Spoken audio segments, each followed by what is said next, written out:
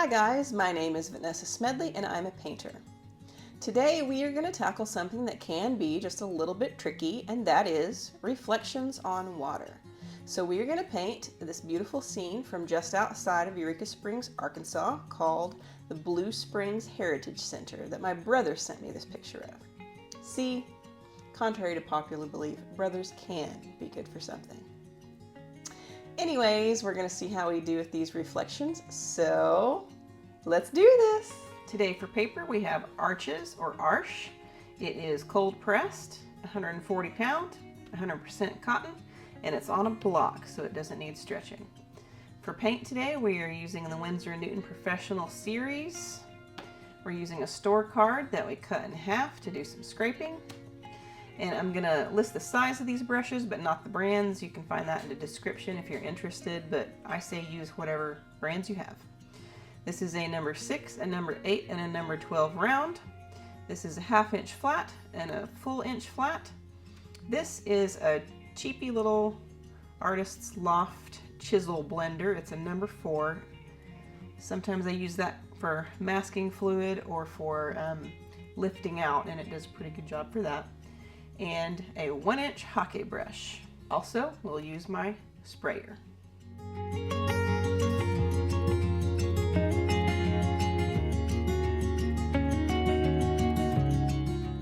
We're going to start out by mixing colors, so I start with Cerulean Blue for the sky, and then I mix Pthalo Blue and Lemon Yellow for a nice yellowy green, and then I add in just a little bit of Cadmium Free Red to desaturate it just a little bit.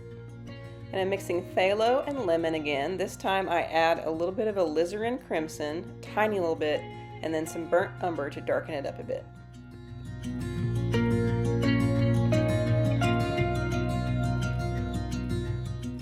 Now I need a little bit brighter of a green, so I'm going to mix Phthalo, Lemon, and just a touch of Alizarin this time.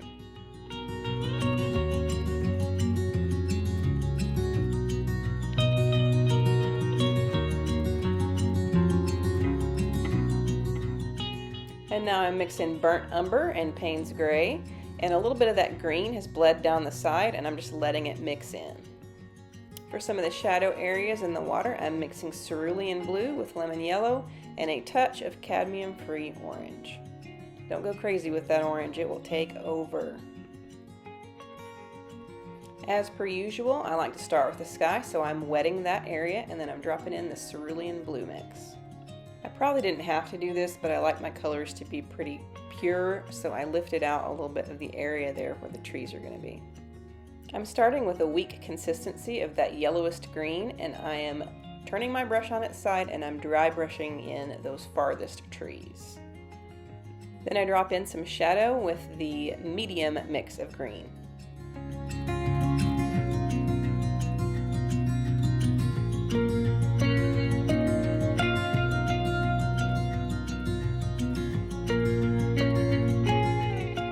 Here I'm dropping in that darkest mix of green for these foremost trees. They're very much in shadow, so they're starting out darker than the rest of them.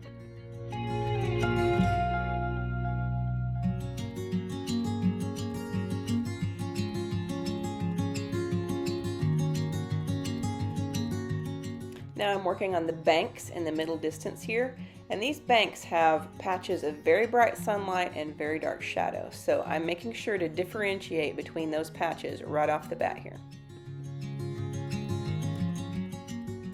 While this color is wet, I'm just adding different patches of different colors.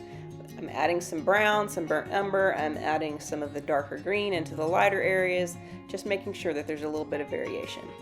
My little gazebo got covered up here a little bit when I was doing the trees in the back, so I'm using that tiny little scrubber brush to try to lift out some of that color. Now this pick is so far away that I can't really tell what's going on in the far distance. I know there's a gazebo there. It kind of looks like there might be a waterfall. I'm not really sure, but I'm kind of just fudging that in because it's so far away that if you try to put too much detail, it'll draw too much attention to that area. If you put in too much detail in the distance like that, then it won't really look like the distance, because the human eye actually blurs things far away like that anyway, so it's best to blur it. Here I'm using the rounded edge of a cut store card in order to put in a little bit of this rock texture. I'm just scraping it as I go along. If you want a video showing you how to do that, link above. It's time to begin working on the water. So I use clean water and wet the area with a 1-inch flat brush.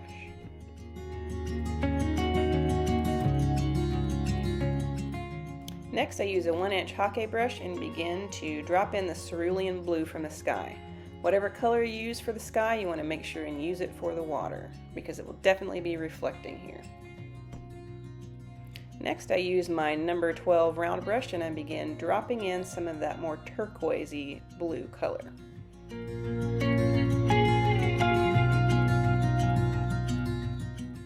Next I drop in that most yellow of the greens, and then I go to the medium green and drop that in as well.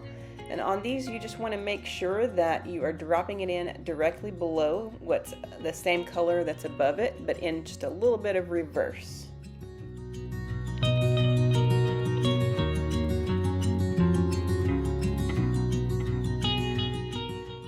I'm really just following the photo here and dropping in brown where I see brown and green where I see green, etc. Lifting out some areas that look like they're more white, that kind of stuff.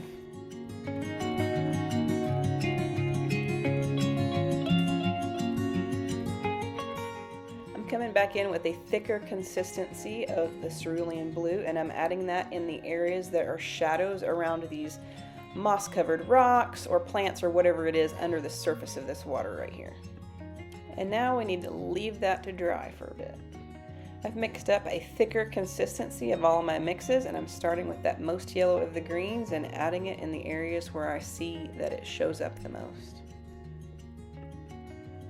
Right now all of these trees are kind of blending together into one big mass, so we're coming back in with darker mixes to start adding some definition here.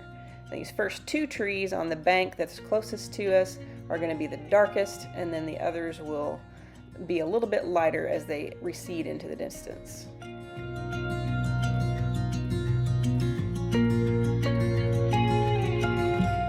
Okay, so in order to get some definition in the far distance here, I'm actually going to employ some negative painting. So you can see that I'm kind of painting around that one area underneath the big tree mass, and that is going to be like a little area of crepe myrtles. And in the further distance, it's just going to be even darker so that we get some definition from all of these other trees. And negative painting is really just painting the negative space around the object that you want to stay lighter. You'll notice that I'm turning my brush on its side and I'm using a dry mix to dry brush all of this foliage in here. If you want a video that shows you exactly how to do that, click the link above.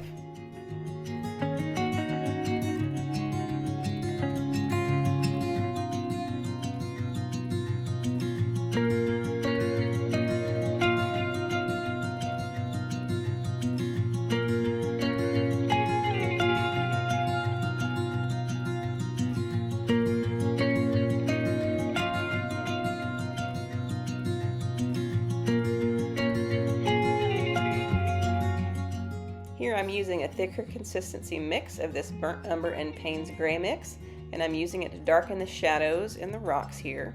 And now I'm using the same color to come in and do some shadows and detailing on the gazebo and the railing, and fudging in some tree trunks and whatever else is back here. Remember, I can't quite see what else there. And then doing the tree trunks in the foreground to finally make those floating masses look like actual trees.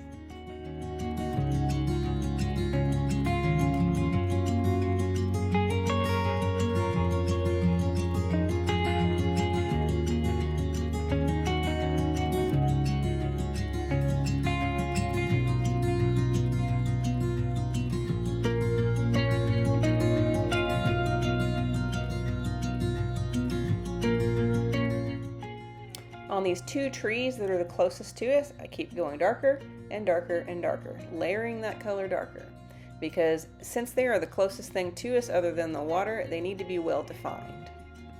I also added a little bit of that dark color behind the roof of the gazebo because it needed a little bit of definition. It was kind of sinking into the background there.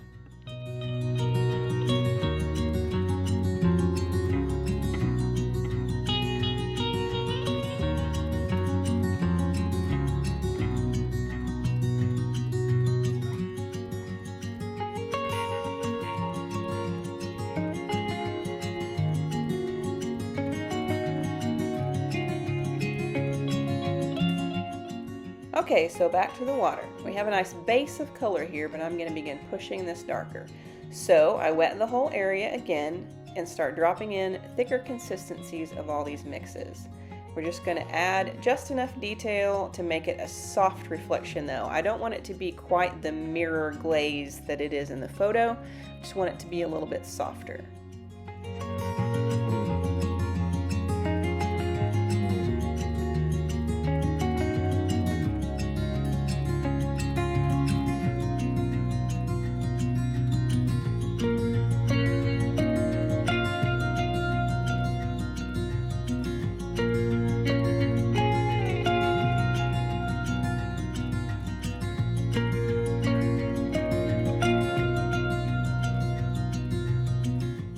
Oh man, I just find it so relaxing to watch watercolor paint spread and mix on the paper. I can't be the only person in the world like that. I mean, it's kind of like ASMR, but without the sound.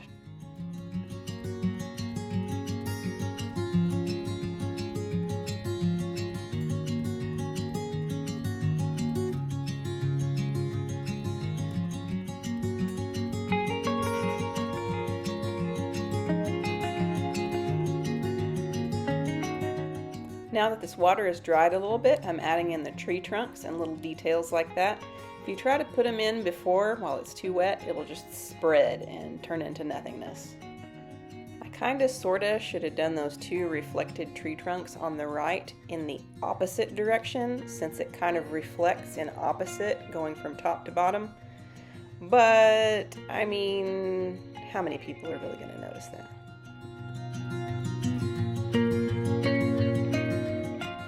Here's a fun fact you may not know or expect about Arkansas, and that is it has a world-class art museum called Crystal Bridges Museum of American Art, and it is top-notch. I've been there several times since I live not very far from Arkansas, and it is awesome. I mean, they have artists like O'Keeffe, Warhol, Jackson Pollock, Andrew Wyeth. I mean, it's awesome, and you would not expect that to be in Arkansas.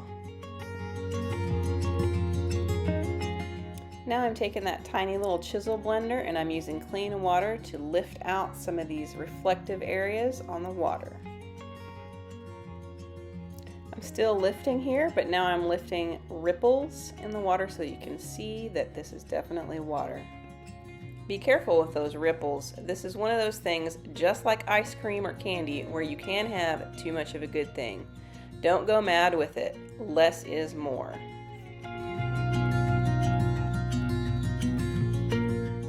Here I'm taking the colors that I used for the reflections of the trees and I'm adding some ripples in. You know, that kind of broken up image that you get with ripples on water. I'm adding a little bit of that in, but I'm being careful not to go too crazy with it.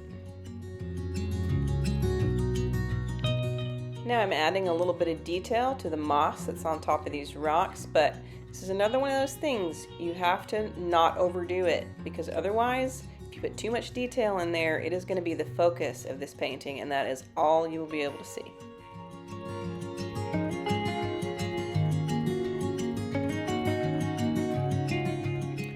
This music, it really must be said, is kind of conjuring up some John Denver imagery. Country roads take me home and some such.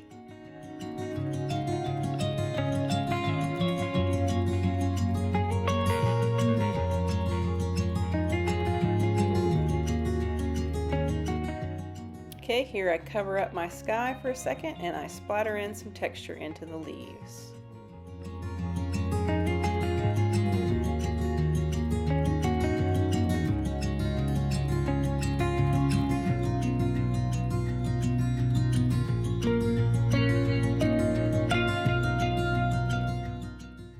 Here I am darkening up some of these details, just making sure that everything that's in shadow looks like it's in shadow, everything that's in the sun looks like it's in the sun, and just taking care of some final details.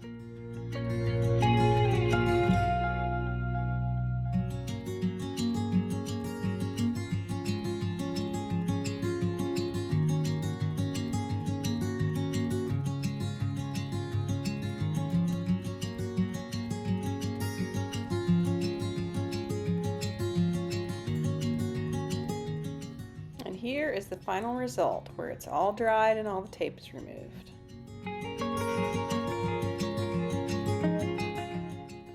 And there you have it. There's one way to paint reflections on water. I hope you enjoyed watching that, and I hope that you'll give it a try yourself. Don't forget to like, comment, subscribe, share, all of that stuff, because that is how this channel gets to grow. Thanks for watching. I will see you next time.